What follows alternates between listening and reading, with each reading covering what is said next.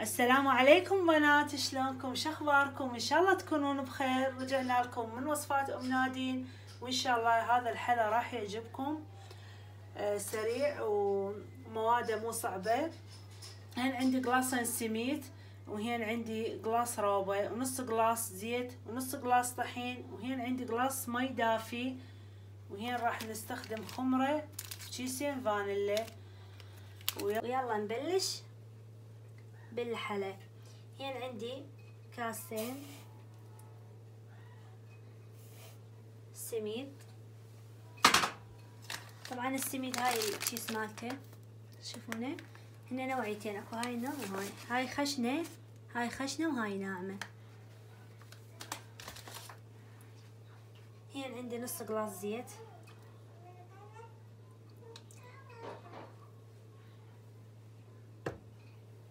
هين عندي قلاص روبه،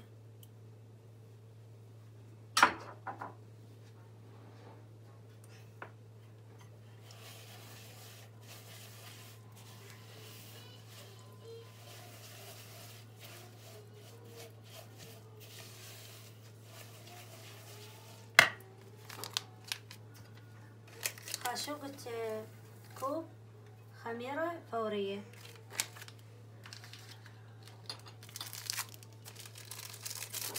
كيسين فانيلا،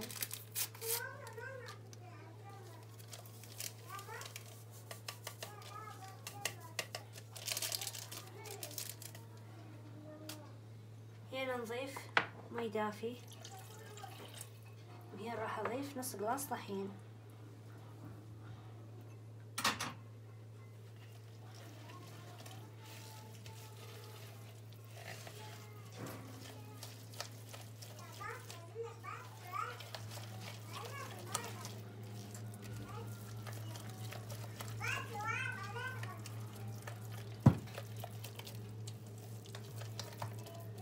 اريد هيج.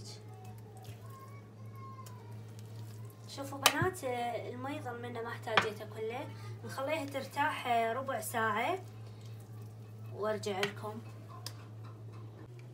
بنات هسه هاي العجينة صارت عندي، اريدها بهاي القوام، بس نسيت شغلة اقول لكم اياها. تضيفون خاشوقة اكل مال سكر، وتضيفون خاشوقة ملح سكانات صغيرة، بس هاي وتخلونها ترتاح ربع ساعة وهيجي بتصير. واذا تحسونها صارت عندكم ناشفة تضيفون شوية مي ترجع طبيعية. هسه خلونا نكملها. هسه انا راح استخدم هذه، واذا عندك كيس مال حلويات عاد استخدميه، بس انا راح استخدم هذه. بس تزونين هاي تستخدمينها عادي، ماكو اي مشكلة.